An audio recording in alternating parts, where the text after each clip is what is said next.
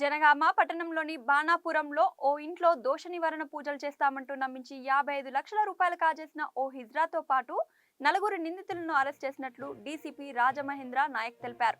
నిందితుల వద్ద నుండి 21,16,000 రూపాయల విలువ గల 30 తులాల బంగారం, 20 తులాల వెండి ఆభరణాలు, 10 లక్షల రూపాయల విలువైన 2 ఫ్లాట్ల కొనుగోలు పేపర్లు, ఒక కారు స్వాధీనం చేసుకున్నారు.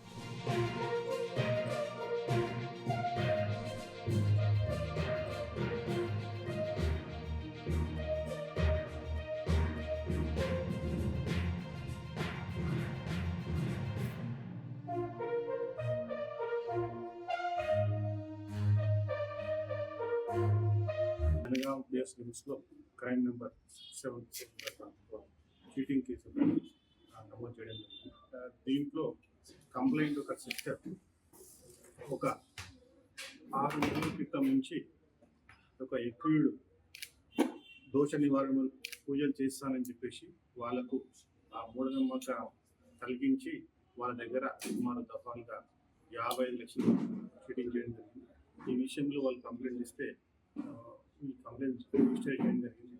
అయితే యొక్క ఆమె ఎవరి దగ్గర అయితే విక్టిమ్ బాధితురాలు ఎవరి దగ్గర అయితే మోసపోయిందో ఆమెను గుర్తించడం జరిగింది. ఈరోజు మన జనగామ పట్టణంలో వెహికల్ చెక్ చేస్తుందంటే సిఐ దామోదరి ఆధ్వర్యంలో ఈరోజు మనకు వాళ్ళు పట్టబడడం జరిగింది. వాళ్ళ దగ్గర సుమారు 30 తులాల బంగారం, 21,60,000 వర్తు గలది, అదేవిధంగా 20 తులాల వెండి, విధంగా ఒక చిట్టి 4 తులాల 6 గ్రాముల బంగారం ముత్తూట్ ఫ్యాన్లో పెట్టినట్టుగా, అదేవిధంగా 2 డాక్యుమెంట్స్, తర్వాత ఒక ఎస్గా కార్ కూడా సీజ్ చేయడం జరిగింది.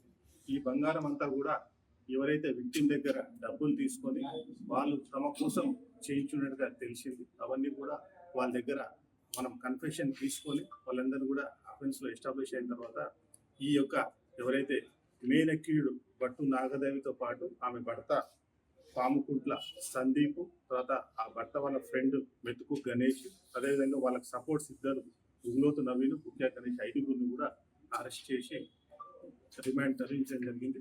ఈ యొక్క చీటింగ్ కేసుని ఇంత తొందరగా డిటెక్ట్ చేయడంలో ముఖ్య పాత్ర పోషించిన ఏసీపీ జనగాం, SHO దామోదర్ రెడ్డి మరియు వారి సిబ్బందిని సిపి గారు ప్రత్యేకంగా అభినందించారు.